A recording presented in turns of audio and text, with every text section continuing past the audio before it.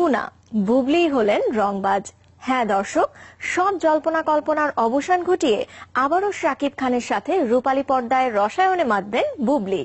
শুক্রবার রাজধানীর একটি রেস্তোরাঁয় হয়েছে রংবাজ ছবির মহরত, যেখানে উপস্থিত ছিলেন ছবির প্রধান দুই নায়ক নায়িকা। আসছে রোজার ঈদকে উপলক্ষ করেই নির্মিত হচ্ছে শামীম আহমেদ রনি পরিচালিত সিনেমাটি। ছবির মহরত তো হর হামেশাই হয়, তবে রংবাজ ছবির বেলায় গল্পটা যেন একটু অন্যরকম। শাকিব অপুর পারিবারিক দ্বন্দ্বে ধোঁয়াশা ছিল এই দুই তারকার এমন পাশাপাশি বসে থাকা। তবে চলচ্চিত্রের তারকা বলেই কিনা সব সম্ভব।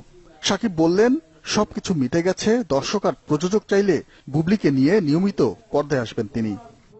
যতদিন শাকিব বুবলির ছবি প্রেক্ষাগৃহে চলবে, যতদিন সুপারহিট হবে, কমার্শিয়ালি যতদিন সাকসেসফুল হবে, ততদিন শাকিব বুবলিকে একসাথে তো দেখা যাবে। এটা তো কমার্শিয়াল সিনেমার চিরাচরিত নিয়ম।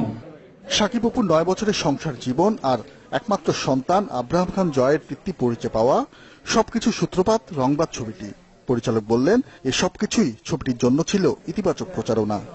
প্রমোশনের জন্য তো মাস্ট বি, সবাই অলরেডি জেনে ফেললো। হ্যাঁ, আমরা হয়তো যখন প্রমোশন হয়তো ছবি শুরু করতাম, নর্মালি যা হয় একটা ছবি যখন আমরা শুট করি, আস্তে ধীরে ছবিটা রিলিজের আগ দিয়ে আমরা প্রমোশন করি।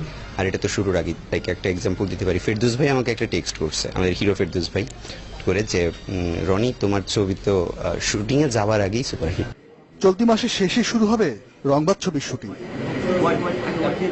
নাজমুল আলম রানা, চ্যানেল 24, ঢাকা।